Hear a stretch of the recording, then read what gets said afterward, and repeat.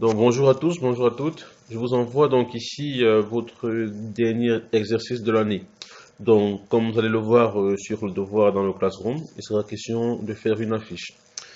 Alors ici, donc l'affiche en fait elle va contenir déjà une image principale plus le texte. Alors tout ce qui est image, ça se traite dans Photoshop. Donc vous allez importer votre image ou la scanner ou bien importer une photo. Bref, voilà, ça passe par Photoshop. Alors, dans Photoshop, vous pouvez retoucher votre image. Donc, là, par exemple, ici, c'est une image que j'ai scannée. Donc, vous la retouchez dans Photoshop. Et InDesign va servir de mise en page. Alors, ici, voilà une image, par exemple, que j'ai scannée. Donc, j'ai scanné en 300 dpi. Donc, ça, c'est important aussi parce que dans les consignes, il faut travailler sur une image de 300 dpi. Alors, si vous n'êtes pas sûr, vous pouvez toujours aller ici dans Images. Vous avez ici taille de l'image. Voilà, et donc là vous voyez la résolution, donc c'est bien 300 pixels par pouce. Donc c'est une information importante à vérifier. Alors, donc une fois que c'est fait, donc en général j'ai aussi remarqué donc sur vos travaux, vous avez souvent des petits espaces comme ça, un peu comme ici, des petits voilà, des petits traits tout blancs comme ça. Alors ça c'est important de les corriger. Et donc il y a plusieurs façons. Vous pouvez prendre l'outil tampon que voici, et on va essayer de faire un truc vite fait. Voilà, donc je fais ça, et ici, voilà, je vais essayer tout simplement de masquer un peu plus ou moins voilà, le défaut. Oh, pardon. Alors, je viens ici, je fais pareil. Là, je vais exagérer. Donc, allez, vous allez, moi je fais juste pour vous montrer, mais dans d'autres côté, vous allez devoir faire attention aux détails et tout. Donc là, c'est vraiment pour vous montrer plus ou moins l'exercice. Donc, on va dire qu'ici, j'ai corrigé un peu tous les points blancs qu'il y avait. Alors, maintenant ici, je vous laisse la possibilité de pouvoir retoucher votre image. Donc, vous pouvez toucher à l'éclairage. Donc voilà, vous pouvez modifier la couleur. Ça dépend vraiment de vous, quoi. Donc ici, par exemple, c'est la balance des couleurs. Donc c'est CTRL B ou pomme B pour ceux qui sont sur Mac. Donc là, vous pouvez modifier l'apparence, allez, la couleur de votre image. Donc là, on va annuler. Alors, deuxième chose, dans les consignes, il faut travailler avec des bords perdus de 3 mm. C'est quoi les bords perdus? Je vais ouvrir un tout petit peu un fichier InDesign que vous voyez. Alors, donc là, je vais prendre un document A4, donc impression, je prends A4. Alors, vous avez ici, on va y revenir, hein, mais c'est juste pour vous montrer, pardon, dans marge, donc là, c'est vraiment les marges de document. Ici, tout en bas, vous avez fond perdu. Alors, je vais mettre 3 mm, juste pour vous montrer, je fais créer. Alors, on attend un tout petit instant. Voilà. Donc ici, vous vous rendez compte qu'il y a un petit rectangle rouge dans le cadre qui apparaît autour de ma zone de travail. Alors, ici, donc, les limitations de votre affiche, donc, ce sera vraiment la zone d'espace, l'espace blanc. Tandis que la zone rouge, c'est la zone, c'est la zone où vos images peuvent dépasser. C'est-à-dire que vous avez, par exemple, une image, je vais zoomer pour que vous voyez bien. Donc, vous avez votre image, par exemple, qui va se limiter, donc, là, par exemple, donc, net à la fin de votre travail. Alors, si vous laissez comme ça, lors de l'impression, vu que c'est des machines qui coupent en général de manière automatique, il peut arriver qu'il y ait un décalage de quelques millimètres. Ça peut arriver. Alors, si par exemple, vous avez une image qui se limite exactement ici, donc on va dire que ce rectangle ici, c'est votre image. Alors, si lors de la découpe, il y a donc un petit décalage, ben, vous aurez en fait sur votre papier, allez, un petit espace blanc comme ça qui apparaîtra. Et là, c'est vraiment gênant. Alors, le but des fonds perdus, c'est quoi? C'est que vous pouvez tirer votre image, allez, jusqu'à la zone rouge, mais sachant qu'elle sera coupée, vous voyez, net à la limite de votre document. Ça veut donc dire que lorsque la machine va couper, donc ici, où vous voyez ce trait est noir, même s'il y a un décalage, ben, votre image, étant donné qu'elle déborde de votre zone de travail, ben, il n'y aura pas de souci. Donc, c'est vraiment, voilà, c'est vraiment comme ça que fonctionne, ben, à quoi sert en tout cas allez, la zone de bord perdu. Donc ici, je vous demande dans une zone perdue de 3 mm. Donc je vais y revenir. Je vais revenir dans Photoshop. Donc là, c'est votre image que vous avez scannée. Vous avez plus ou moins nettoyé et tout et tout. Alors, vu qu'il y a des bords perdus, en fait, ces bords perdus augmentent plus ou moins votre espace de travail. Parce que vous travaillez sur une affiche A4, vous avez scanné certainement votre image au format A4, donc elle se limite exactement, on va dire, dans la zone blanche. Alors ici, j'exige des bords perdus, donc il faudrait que votre image arrive jusqu'à la zone rouge, quoi, jusqu'au trait rouge. Alors, ça veut dire qu'il y a en fait une dimension, il y a environ des dimensions qui sont modifiées. Donc, vu que c'est 6 mm, allez, 3 mm de bord perdu, donc il y a 3 mm ici et 3 mm ici. Ça veut dire que la hauteur totale de votre image est augmentée de 3 mm en bas plus 3 mm en haut. Pareil pour la largeur, c'est augmenté de 3 mm à gauche et 3 mm à droite. Donc, ça fait donc 6 mm. Alors, donc ici, on va augmenter en fait 6 mm sur cette dimension-ci. Voilà, pour ne pas avoir des bords, des espaces blancs. Alors, ce que je vais donc faire pour ça, c'est que je vais tout simplement déverrouiller ici sur ce calque-ci. Donc, je clique 2 fois, je fais OK. Alors, je repars ici sur Image. Et là, sur Image, vous allez voir, j'ai taille de la zone de travail. Alors, vu que j'ai scanné mon image sous format A4, donc ici, je vais passer en centimètres. Voilà. Vous voyez, dans G21, je suis 29,7. Alors, si je passe en millimètres, ça me donne ceci. Alors, ce qui est important, vu que j'ai augmenté je vais revenir en centimètres. Vu que j'ai augmenté de 6 mm donc, sur chaque mesure, donc sur la largeur comme sur la hauteur. Alors ici, c'est 21 cm, donc je mets 0,6. Et ici, c'est 29,7. Donc ici, ça va faire, je crois, 30,3. Et donc là, je fais 30,3. Et je fais OK. Donc vous voyez qu'ici, il y a un petit espace en fait qui s'est créé autour de mon image. Et dans cet espace-ci, on va dire que c'est plus ou moins, si vous avez remarqué, donc c'est cet espace ici. Alors, l'idée ici, c'est de pouvoir remplir cet espace. Donc vous pouvez remplir avec des retouches. Donc on va peut-être faire ceci. Voilà, remplir partout. Si jamais c'est un travail qui demande aussi beaucoup de temps, ce que vous pouvez aussi faire, c'est de sélectionner votre image. Vous cliquez ici à l'angle, vous maintenez la touche Shift et Alt, donc Option enfoncée dans les deux touches. Shift plus Alt, vous maintenez, et là vous faites un glisser. Donc vous voyez qu'ici votre image elle est légèrement agrandie, et là quand vous validez, donc en tapant la touche Entrée sur votre clavier, vous voyez qu'ici la zone elle est remplie. Alors, quand vous agrandissez, bon, il faut savoir que votre image va perdre légèrement en qualité. Donc, vous pouvez, pour compenser cela, vous pouvez scanner votre image, on va dire même à 350 dpi. Ce sera peut-être beaucoup mieux. Vous scannez votre image en 300 dpi, comme ça vous êtes sûr qu'en agrandissant ici un tout petit peu, ben, votre image, voilà, elle ne perd pas vraiment en qualité puisque vous l'avez scanné sur une résolution beaucoup plus importante. Donc, moi j'ai ceci, alors je vais l'enregistrer. Dans les consignes, il est exigé que les images que vous importez dans InDesign doivent être sous format PSD. Donc là, je fais CTRL, donc Shift S, enregistrer sous. Donc vous pouvez toujours aller dans Fichier, enregistrer. Donc là, la machine elle rame un peu. Je vais annuler ici. Donc Fichier, enregistrer sous. Donc c'est la même chose. Alors ici, je vais aller j'ai mon truc qui s'affiche bizarrement. Ça, je comprends pas. Alors, c'est quoi ce truc? Ok, donc oui. Alors, donc là, je vais choisir un emplacement. Donc là, je vais créer un dossier. Voilà, ici, je vais mettre ça, mise en page. Et donc ici, vous vérifiez bien, là, je vais choisir format PSD. Vous voyez? Et là, c'est le nom de mon image. Donc là, c'est un nom par défaut, sans titre 3, c'est pas grave. Donc, vous mettez bien format PSD et vous enregistrez. Je fais OK. Attention, donc ici, vous voyez, mon image elle est enregistrée sous format PSD. Bon, il y a aussi un autre facteur à prendre en compte, c'est la couleur. Donc là, on travaille en RGB. Donc vous regardez ici, vous voyez, il y a RGB.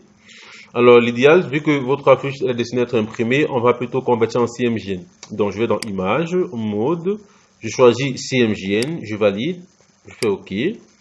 Et là, ça a changé, c'est plutôt CMJN maintenant. Et là, je fais CTRL S, j'enregistre. Donc une fois que c'est fait, c'est bon. Alors, je vais finir avec mon image. Donc, dans Photoshop, comme je dis, vous pouvez modifier pas mal d'éléments, ajouter même d'autres éléments si vous voulez. Ça, c'est à vous de voir. Donc, une fois que c'est fini, alors, je vais aller dans InDesign. Donc là, je vais dans Fichier, Nouveau, Document. Donc, la fiche, c'est un format A4. Donc, je vais aller dans Impression. Je choisis A4. Donc là, je vais travailler en portrait. Mon document c'est une seule page, donc page, vous savez, ça ne sert à rien, donc je peux décocher. Alors, ce qui est important ici, c'est d'aller dans les fonds perdus. Donc, vous voyez ici, fonds perdus, donc là, c'est 3 mm. Donc, on a 3 mm partout. Et une fois que c'est fait, ben, on va faire OK. Voilà. Donc, vous voyez qu'ici, j'ai mon document de 3 mm. Alors, je vais importer mon image de tout à l'heure. Donc, je vais tracer la zone qui va accueillir mon image. Donc là, je viens choisir ici l'outil blanc rectangulaire. Et donc, je vais tracer une zone qui commence vraiment sur la limite de ma zone rouge. Voilà, jusqu'en bas. OK. Ensuite, donc, je vais donc aller dans mes dossiers. L'idée ici, c'est d'aller récupérer donc l'image qui a été importée. Alors, ça se trouve donc ici, voilà, MEP. Et donc, voici mon image, donc c'est sous format PSD. Alors, je vais tout simplement prendre mon PSD que voici, glisser et déposer dans ma zone. Et hop, vous voyez qu'automatiquement, il y a mon image qui apparaît, voilà, dans la zone que j'ai définie. Donc là, c'est vraiment mon image importée. Maintenant, dans InDesign, vous pouvez effectuer votre mise en page. Donc, dans les consignes, par exemple, il y a un titre qui est donné pour la fiche. Donc, c'est festival à Bruxelles, je crois. Alors, ici, je vais recommencer. Donc, je vais tracer une zone un bloc de texte. Donc, je prends ici l'outil texte T, je clique. Et là, je viens glisser en traçant ma zone. Donc, ici, je vais taper mon titre. Donc, c'est Festival à et Bruxelles. Alors, ça ne se voit pas. Donc là, je vais augmenter donc la taille des polices. Je vais travailler ici avec cette police-ci. Je vais augmenter la graisse. Et on va dire que je vais peut-être la mettre en rouge. Voilà. Par exemple. Donc vous avez une couleur, bon, après prenez une couleur qui va permettre, allez, choisissez une couleur qui va permettre, qui va faire en sorte que votre titre soit visible. Si jamais vous trouvez que c'est vraiment difficile, parce que ici, par exemple dans mon travail, j'ai pris allez, une image quand même assez colorée, ce que vous pouvez faire, c'est de tracer par exemple une zone, donc là je prends mon outil rectangle, et je vais tracer une zone. Veillez toujours à ce que votre rectangle dans votre forme commence allez, sur la ligne rouge. Donc je vais faire ça. Et là, je vais mettre mon fond en blanc. Allez, donc là, je vais repasser mon image ici, donc mon titre en premier plan. Donc, c'est clic droit, disposition et premier plan. Voilà. Ensuite, je peux agrandir mon texte, par exemple. Vous voyez? Et j'ai plus ou moins un truc comme ça. Donc, W ici, c'est pour visualiser le rendu réel. Donc, quand je tape W sur mon clavier, j'ai ceci. Et quand je tape encore, ben, j'ai tous mes repères qui apparaissent. Donc, on va dire que là, par exemple, c'est mon titre. Alors, je vais donc, et vous pouvez également ici, allez, cacher votre image à certains endroits. Par exemple, ici, je pourrais peut-être décider de faire en sorte que mon image, elle apparaît peut-être à partir d'ici, par exemple. Vous voyez, sur ma touche W, donc j'ai ça. Ou alors, faire comme j'ai fait tantôt. Donc, ça dépend vraiment de vous. La mise en forme, ici, c'est vraiment un test. Donc, vous, n'hésitez pas à aller vraiment loin dans la création et autres. Vous faites des choses, lâchez-vous dans votre création. Donc moi, comme je répète, c'est juste pour vous montrer. Donc j'ai mon titre ici. Alors, il y avait également un autre élément qui était imposé. C'était, je crois, c'était, allez, il y avait le titre, il y avait la date. Voilà. Bon, la date est dans les consignes. Bon, ici, je vais prendre une date comme ça. Si je prends, par exemple, le 26 au, je sais pas moi, au 28 avril 2021. Donc là, j'ai mon titre. Donc, toujours, vous sélectionnez, là, vous venez ici, donc, personnaliser votre texte. Voilà. Vous pouvez également ajouter des dispositions comme vous voulez. Ça dépend vraiment de vous. Donc, moi, voilà, je fais juste des tests comme ça. Donc, si je vais changer, je vais prendre cette police-ci. Je vais également utiliser, voilà, augmenter la graisse comme ceci. Donc, j'ai par exemple ça. Voilà. Ensuite, donc, le pays, donc, peut-être c'est Belgique. Donc, je vais faire ça. Je tape Belgique. Après, vous pouvez mettre en grand ou allez, la couleur, ça dépend de vous. La taille, ça dépend de vous. Donc, si je fais par exemple un truc comme ça, plus ou moins. Donc, ici, mon titre, je vais peut-être le mettre en noir. Voilà. Bon, imaginons ici, c'est pas assez en évident, donc je vais ajouter par exemple un petit truc. Donc je vais ajouter une forme, allez, un cercle. Là, je vais venir faire ça. Et je vais mettre en blanc, tout simplement. Et là, je vais sur mon cercle, donc clic droit, disposition, je vais faire plutôt en arrière pour faire apparaître mon, allez, mon texte. Donc voilà par exemple ici, ben, allez, je vais déplacer un peu. Donc ici la disposition, ça dépend aussi de vous, donc n'hésitez pas. Voilà, j'ai peut-être un truc comme ça. Donc j'ai le titre, j'ai la date, voilà, j'ai le pays. Est-ce qu'il y avait d'autres éléments? Je vais quand même aller vérifier. Alors, donc c'est dans devoir, je vais cliquer sur le truc, voilà, afficher, modifier le devoir. Donc ici, on avait donc l'image, ça on a déjà l'image qui est en arrière-plan, on a le titre. Ok, il y avait l'année, ouais, je pense qu'il reste l'année. Alors, donc pour l'année, je vais peut-être ici, je vais dupliquer par exemple ceci.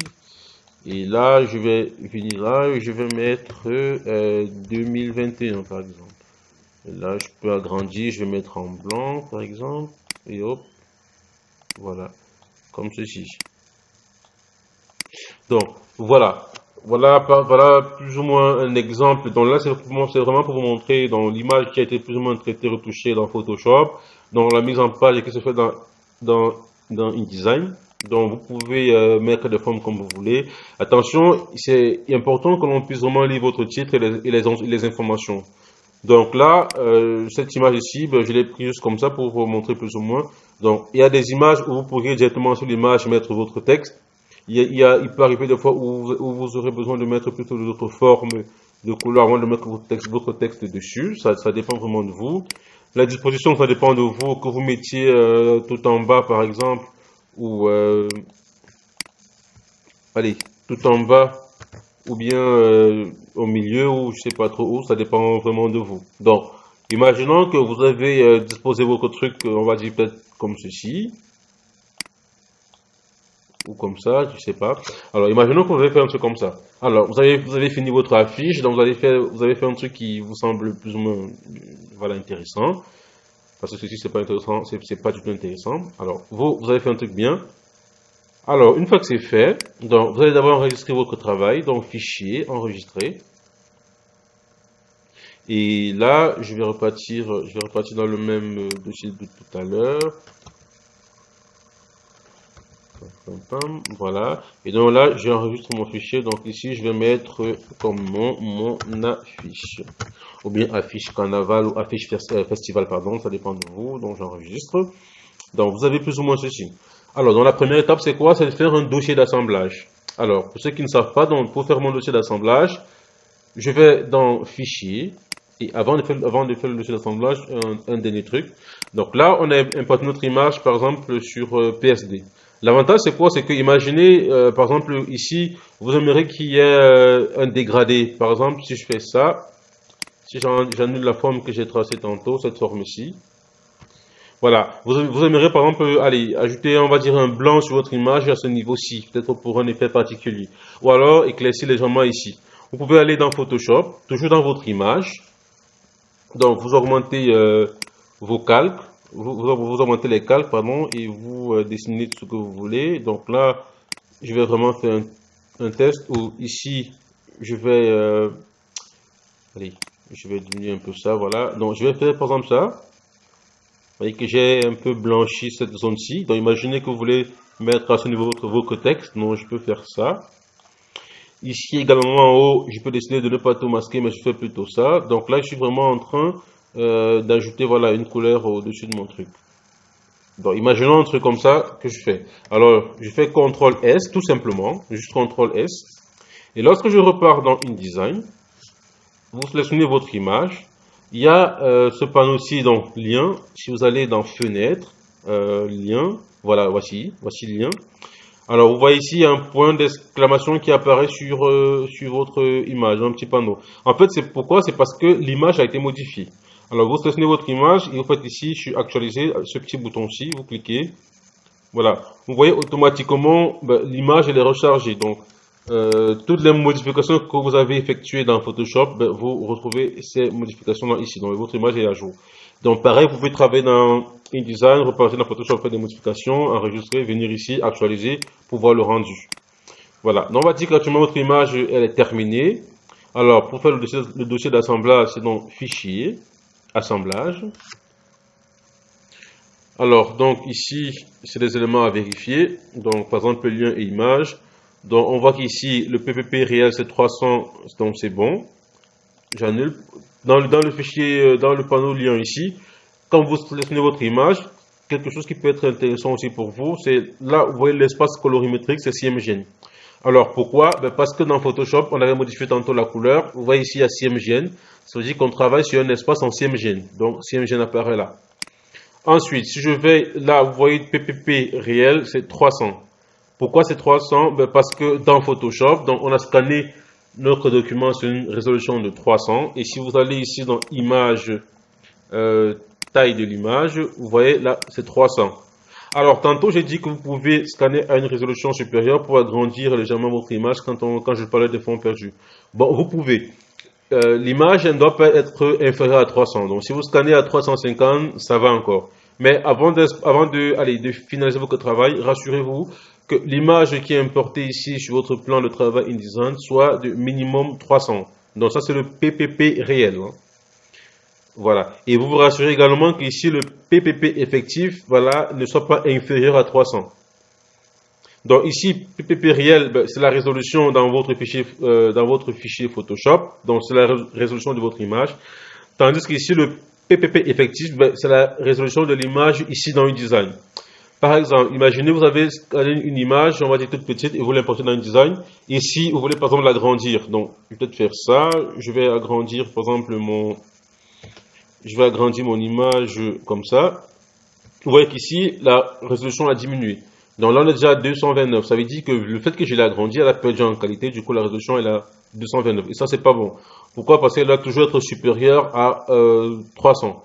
Par contre, si j'avais plutôt réduit mon image comme ici, vous voyez que là, c'est 341. Donc, vu que l'image, elle est réduite, alors, le PPP, là, ça, c'est la résolution, hein, pixel par pouce. Hein. Donc, ça commande, voilà. Alors, donc je vais revenir sur le mode normal. Donc ici, voilà, on est à 300, 300. Donc, si, allez, vous avez une résolution réelle de 350 parce que vous avez scanné à 350, c'est pas, ça ne me dérange pas. Alors, si vous avez ici, comme PPP effectif, une résolution de minimum 300 également, ça ne me dérange pas non plus. Mais s'il y a une résolution qui a moins de 300, alors là, il y aura un souci. Donc voilà mon image dont je vais reprendre dans fichier, assemblage. Voilà, tout est OK. Donc je fais assemblage et je fais enregistrer. Et continuer. Alors pourquoi est-ce que je fais le dossier d'assemblage? C'est aussi important peut-être de le préciser. Dans votre fichier InDesign, bon, je vais d'abord enregistrer ici pour... Donc je vais aller dans... Voilà. Ici, et je vais aller dans mon dossier, voilà, et je fais assemblage. Et OK. Alors, il va prendre un petit temps pour assembler mon travail. Donc, pourquoi est-ce que il faut faire le dossier d'assemblage? Parce qu'il y en a certains, justement, quand ils me montrent leurs travaux, alors ce qu'ils font, c'est qu'ils enregistrent uniquement le fichier InDesign, donc il faut enregistrer sous, comme tout à l'heure, et enregistrer sous, donc c'est ceci qui apparaît dans mon affiche, et eux, ils zip ceci, ils m'envoient. Or, moi, je ne sais pas voir votre travail uniquement avec ce fichier. Pourquoi? Parce que sur votre machine, vous avez une typo, par exemple ici, qui se trouve dans votre machine. Donc, Festival à Bruxelles, c'est une typo qui se trouve dans ma machine actuellement. Votre image également se trouve dans votre machine. Vous voyez? Alors, lorsque vous prenez uniquement InDesign, ben, moi, je peux l'ouvrir. Sauf que, déjà, au niveau de la typo, ben, c'est pas sûr que j'ai la police qui se trouve dans votre machine. Votre image également, peut-être qu'elle est sur votre bureau. Moi, je n'ai pas sur ma machine. Donc, du coup, ici, au niveau de l'image, j'aurai rien. Alors, quand vous faites un dossier d'assemblage, l'avantage, c'est quoi? C'est qu'il va récupérer toutes les polices qui sont utilisées, toutes les images qui sont utilisées, et alors, il va les regrouper tous pour les mettre dans un dossier. Donc, ici, par exemple, si je vais dans dossier, mon affiche, donc dans mon dossier d'assemblage, vous voyez, j'ai mon fichier InDesign, j'ai mon fichier IDML. Donc, ce fichier-ci, ça permet également d'ouvrir votre travail si jamais je n'ai pas la même version d'InDesign que vous, surtout si j'ai une version, on va dire, plus ancienne. Ici, dans Link, vous avez toutes les images utilisées. Donc là, nous, on a utilisé donc une image, allez, format PSD dans Photoshop. Donc on la revoit ici. Et également ici, dans Fond, voilà, il reprend toutes les polices qui ont été utilisées. Donc lorsque vous zippez tout ce dossier d'assemblage que vous m'envoyez, moi, quand je vais ouvrir dans ce fichier-ci, ben, l'image elle se trouve ici, elle se trouve pardon, dans Link, la police se trouve ici. Donc du coup, sur ma machine, j'aurai les mêmes éléments que vous. Alors j'aurai le même rendu. Alors, quand vous faites dans votre dossier d'assemblage, par défaut, il vous crée également un fichier PDF. Que voici. Alors, ce PDF-ci, c'est pas celui que vous allez l'utiliser. Je vais vous dire pourquoi. Parce qu'il ne respecte pas certaines consignes définies. Vous voyez, par exemple, ici, j'ai un PDF. Vous voyez, ça, c'est pas l'idéal. Donc, moi, ce que je vous propose de faire, c'est de supprimer carrément le fichier PDF qui se trouve ici. Donc, on va le supprimer. Donc, vous allez maintenant réexporter vous-même manuellement votre PDF. Donc, après avoir fait l'assemblage, donc vous supprimez le PDF qui est généré dans le dossier d'assemblage. Alors, vous allez dans Fichier, Exporter. Et là, vous choisissez ici PDF Impression. Donc, attention, vous avez PDF Interactif. Donc, ce qui nous intéresse ici, c'est PDF Impression. Donc là, je vais cliquer sur Impression. Et là, je tape dans le nom de mon PDF. Et là, ici, je fais Enregistrer. Alors là, vous voyez que j'aurai maintenant allez, une fenêtre qui va me permettre de paramétrer différents éléments de mon PDF. Déjà au niveau de la compression, donc là on ne va pas toucher, voilà, mais c'est vraiment les compressions d'image et autres. Vous voyez ici dans repères et fonds perdus, donc ça c'est par contre intéressant. Vous voyez trait de coupe ici. Donc ici, quand c'est coché, ben, je demande d'utiliser le fond perdu du document. Attention, si vous décochez ici pour utiliser ces fonds perdus-ci, ça ne marche pas. En fait, ce qui va se passer, vous aurez un PDF similaire comme, allez, c'est comme ce que j'ai fermé tantôt. Bon, c'est pas grave.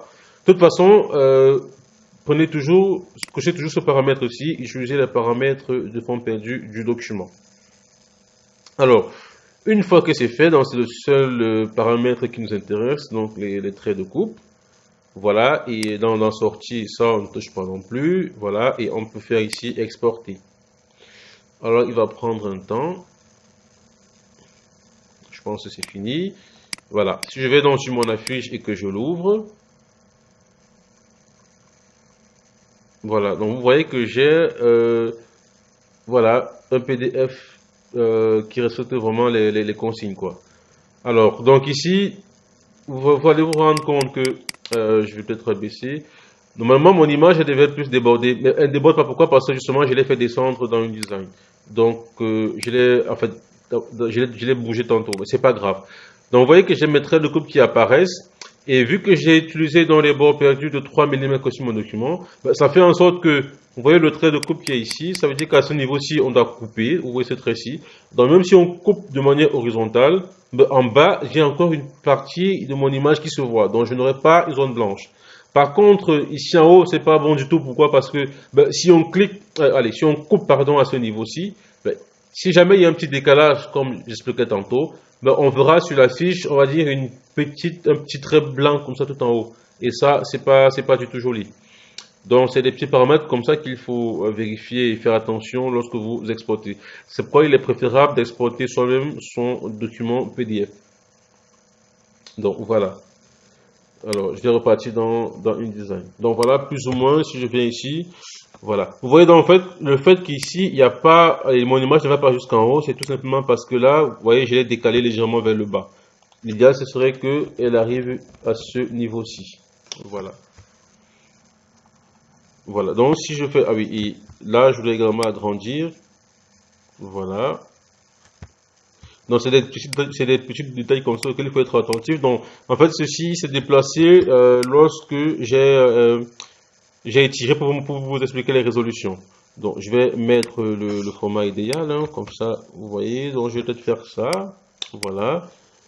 Toute ma zone rouge, elle est occupée. Très bien. Donc, je vais enregistrer et je vais réexporter mon PDF.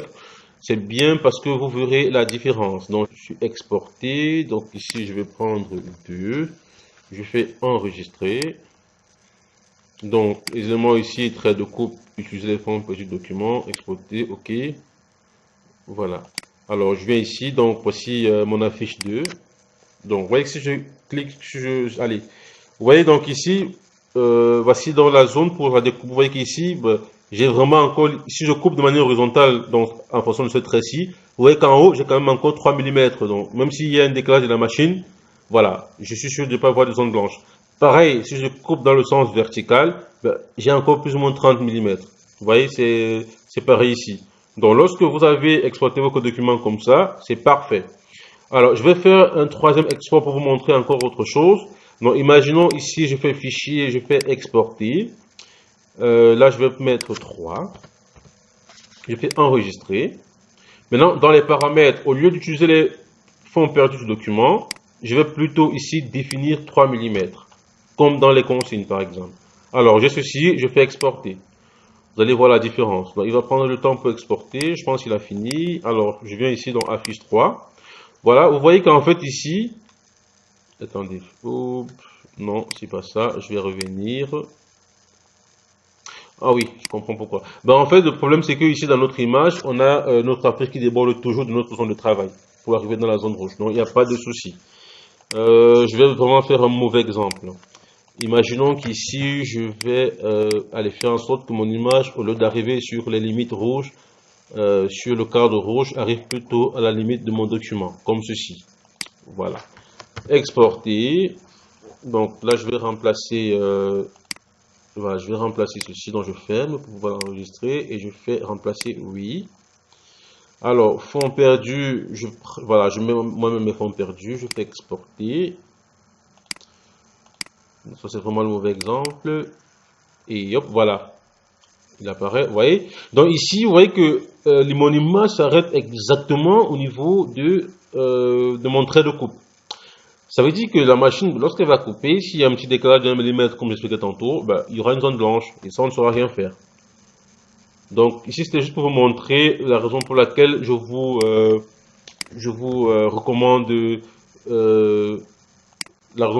recommande, pardon, d'utiliser plutôt les fonds perdus du document.